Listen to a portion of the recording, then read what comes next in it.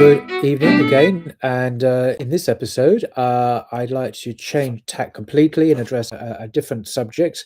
And This is an incredibly controversial subject. It's to do with those Salafis, those wicked, evil Muslims, those extremists who want to take over the West and support terrorism and oppress women, are misogynist and full of hate, and so on and so on. So we would be led to believe, if you followed what many governments say, like the current government in France or the Daily Mail or even the BBC. Anyway, so I just wanted to inject a little bit of academic and scholarly reality to this subject. Who are these Salafis? But particularly in reference to Salafi women, who are often seen as the most oppressed group of Muslim women in the world.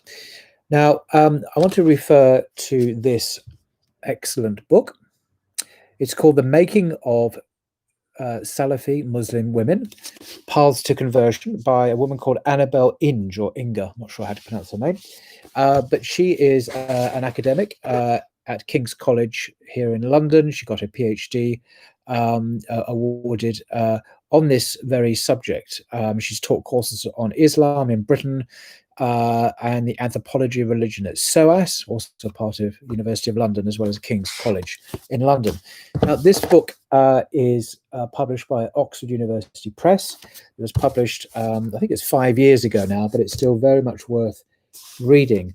The author is not a Muslim. As far as I can see, she's not even religious at all, but she is a highly esteemed researcher in her field, and the commendations on the back from are very high. For example, John Eade, Professor of Sociology at the University of Roehampton, a pioneering and fascinating study of Salafism, which draws on intensive ethnographic research to explode many myths about Islam, gender, and conversion in Britain.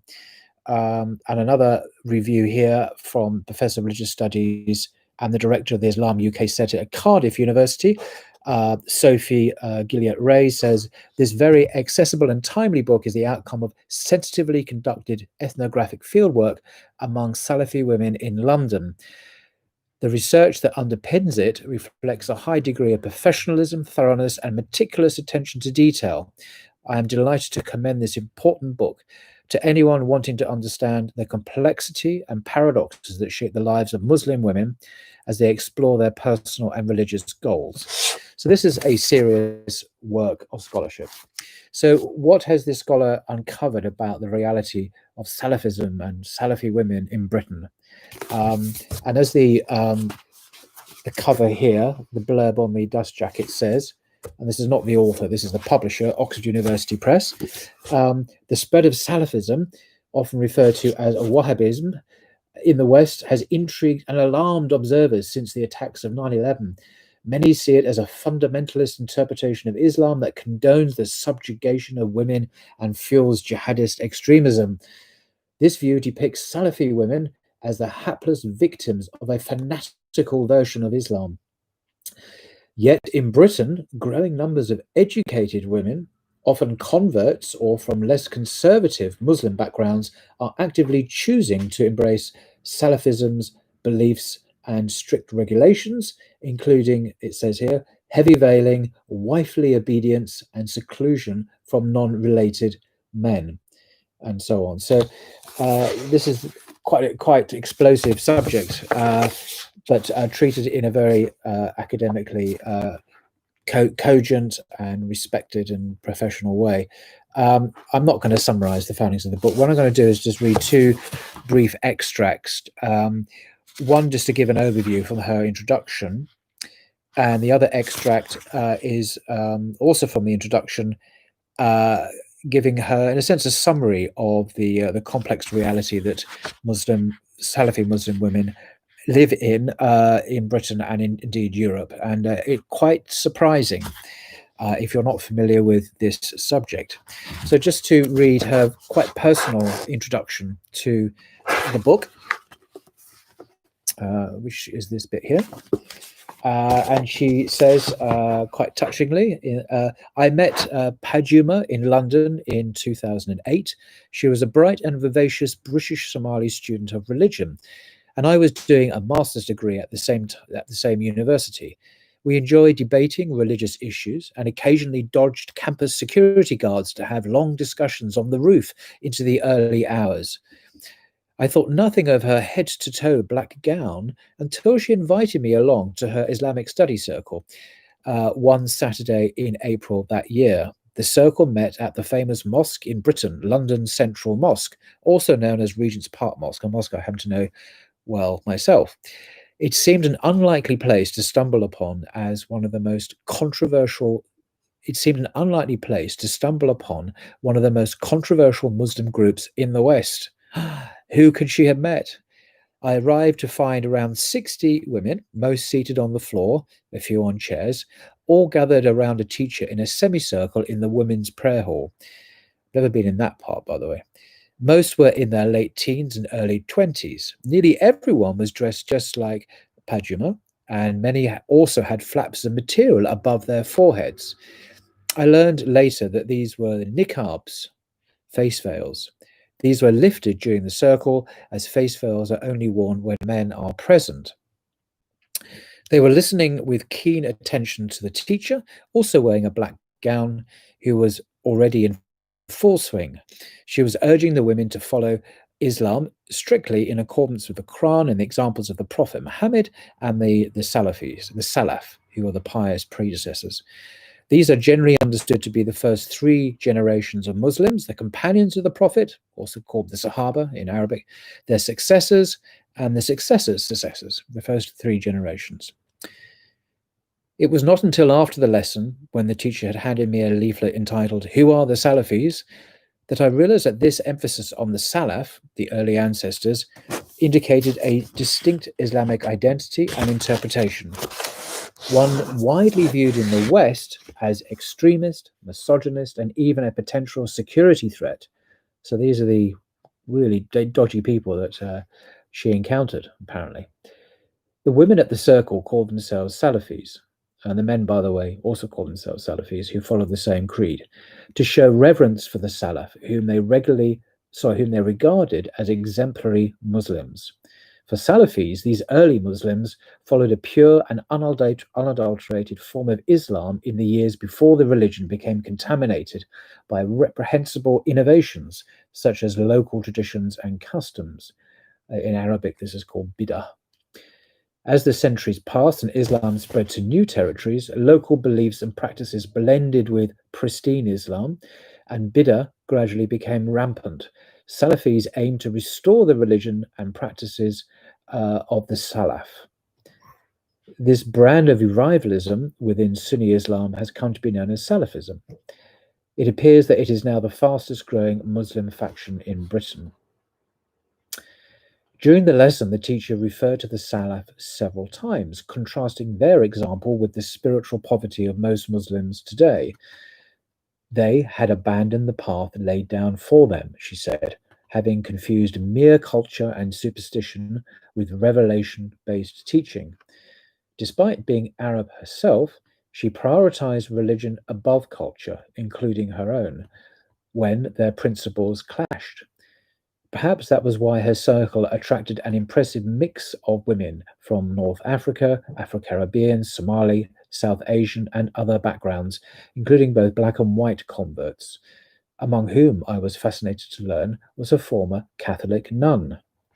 So it just gives you a general background to her method, to her approach. Very personable, not at all kind of arrogant or aggressive. She was there to learn from these Muslims, Muslim women, about their experiences, about their beliefs. And she says later on that she actually spent several years. She gained their confidence, their trust, and she learned a huge amount about the faith, which she has never shared and still doesn't to this day, apparently. The second and last extract, as I said, concerns some of her findings. And I'll just read this. Salafi women are typically considered to be either a sinister part of the radicalization apparatus or pitiful domestic slaves. Similarly, the wearing of the burqa, inverted commas, is seen as a sign of Islamist extremism, self-segregation, and or female oppression. It is often assumed that women who wear it only do so because they are coerced by male relatives and clerics.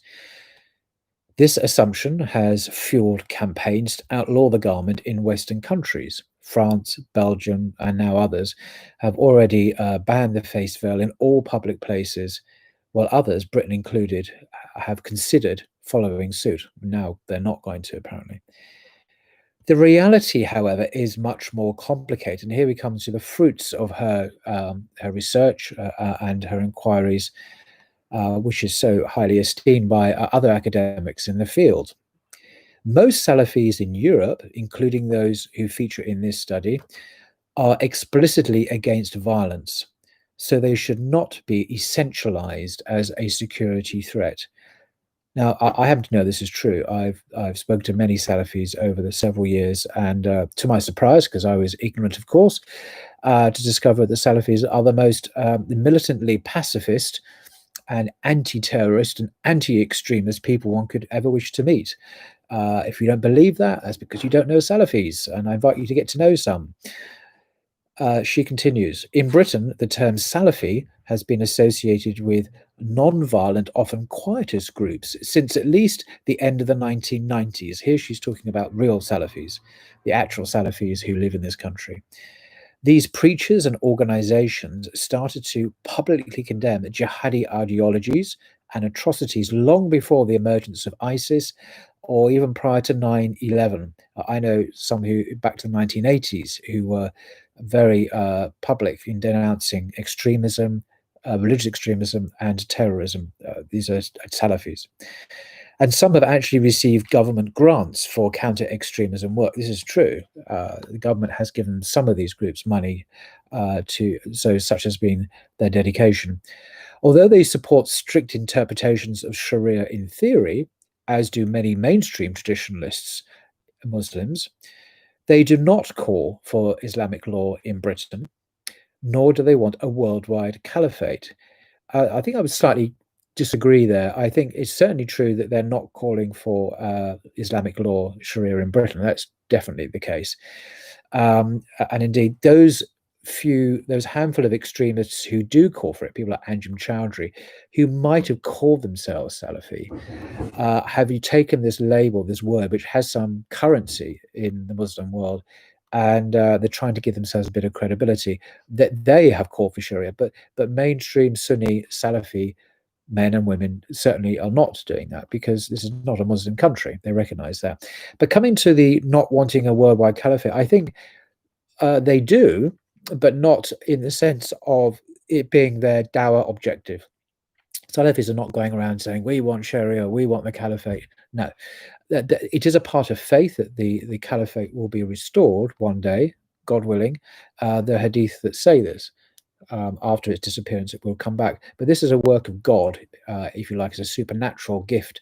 It's not something that Muslim Salafis should militantly, politically strive to establish. I think that's what the Salafis would say.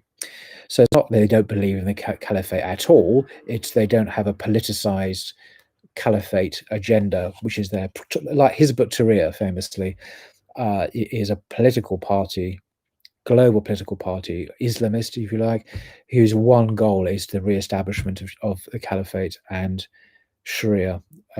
Anyway, I digress. So and then she goes on, quite rightly, she says, in what she says, these Salafis are more interested in proselytizing, i.e. doing dawah, warning Muslims against bid'ah, and correcting the minutiae of everyday ritual at home, prayers, manners, dress, and so on, than in international affairs. So yeah, there's definite emphasis on proselytizing, on dawah, principally calling to the oneness of God. This is the Tawheed. This is the number one calling of Salafis, and indeed all Muslims, it should be.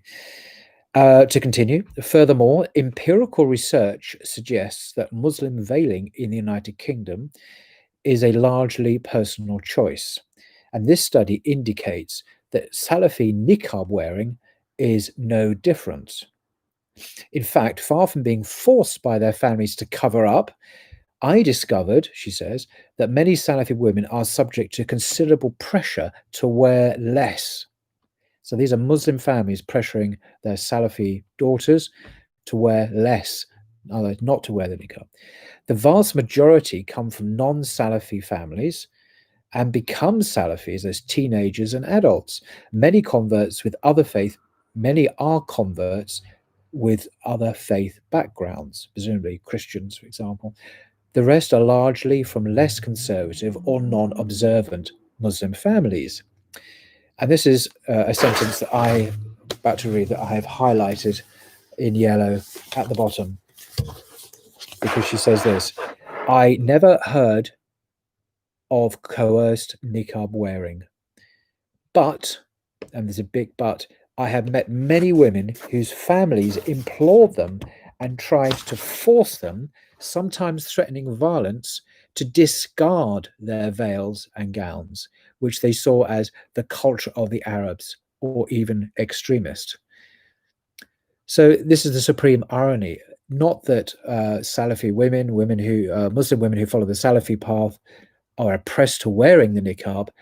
The pressure they have received and been subjected to, sometimes violent threats, come from other non-Salafi people, family members, who are trying to force them and pressure them to discard the niqab. Okay, so this is the reality. This is the empirical research is documented. You can read the studies that have been done that prove this. So the truth of the matter is precisely the opposite of the popular governmental media claim, according to academic research. And that was the end of that quote. There's lots more juicy stuff in here. If you really want a good education on real Salafism in Britain, even though it's not written by a Muslim even, this is a reliable text. And I know of Salafis, prominent Salafis, who have spoken positively about this as truly representing their own beliefs, their own creed, accurately and reliably. So it's one of those rare times when Western academia and Salafis actually agree on the presentation of their faith in a book. So if you're really interested, I do recommend this. It is an academic book. It's not, a light paperback, but it's full of fascinating research data showing that the popular Western image of Salafis is wrong, that this term has been hijacked by a small extremist minority to give them some kind of cachet and credibility, but 99.9% of Salafis are decent, peace-loving people, even if you don't agree with their creed, or even if you're not a Muslim. But it's important to know who our neighbours are in London, in the big cities, and not be fearful of them, and see them as allies in important struggles these days against religious extremism. Okay, thank you. Till next time. Bye-bye.